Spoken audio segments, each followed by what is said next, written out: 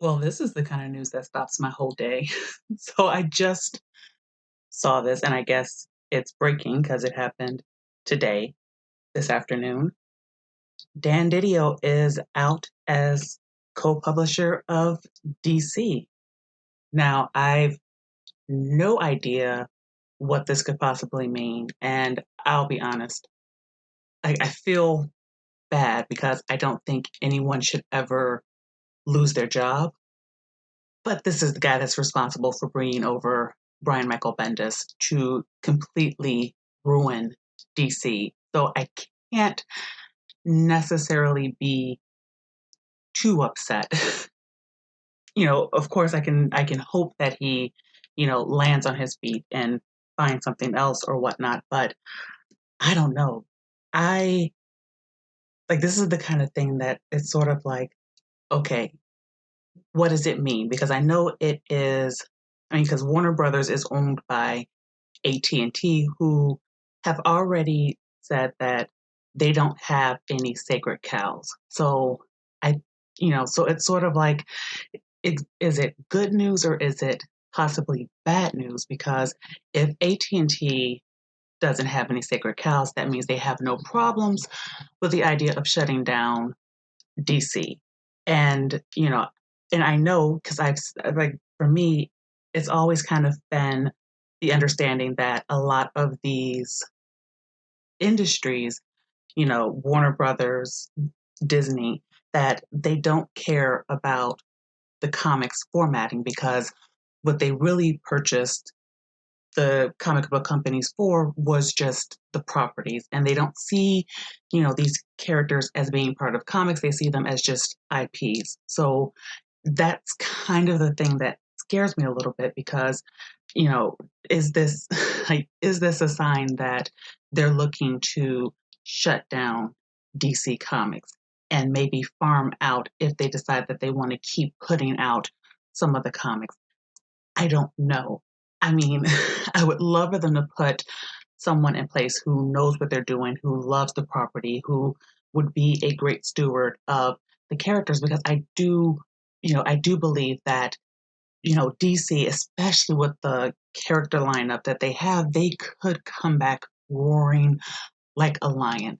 I feel the same way with Marvel that if they just put people in place that knew what they were doing, that had a passion for, these characters and understood the concept of stewardship, they could literally bring back comics and it could it could be like a new sort of golden age or however you would want to look at it. But it's always that kind of unknownness. Like it's always that kind of unknownness.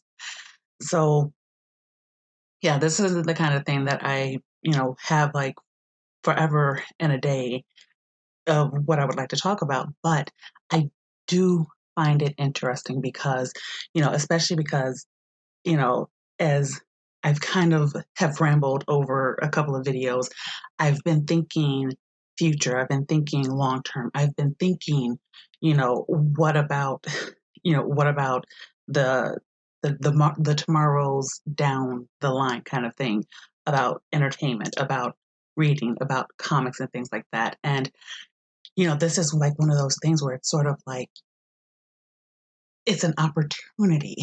you know, it's an opportunity you know, for them to get it right. It's an opportunity for them to get it right. And and of course, like I'm one of those where it's like even though I say, well, comics is dead, I still have hope because I do believe that you can always put it back on life support or you can, the paddles or whatnot, give it a shock and you can bring it back. Like I'm one of those that I literally do believe because the industry is dead not because interest has waned, but it's because the people who've been put in place don't care. And so imagine what it could look like if they put someone who cared in that place of stewardship. Like, oh man, of course, like I mean, and of course caring for me, and I will full disclosure period.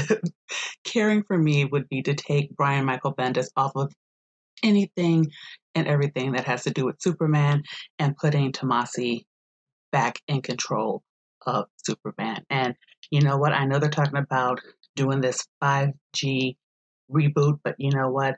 I would rather just I would rather just freaking reboot Superman and act as if Bendis's run didn't exist and go back to what it was, because that was part of the reason that I loved the rebirth, is that they got rid of the new 52 Superman and they brought back the Superman that we knew. And that's literally all you have to do. Like, I wouldn't even care. I would accept if it was a wake up moment and it was all just a dream. Like, I would not care about that trope at all if it just got me what I wanted in a Superman comic, and that is just Superman being Superman, written by Peter J. Tomasi, or in Action Comics written by Dan Jurgens.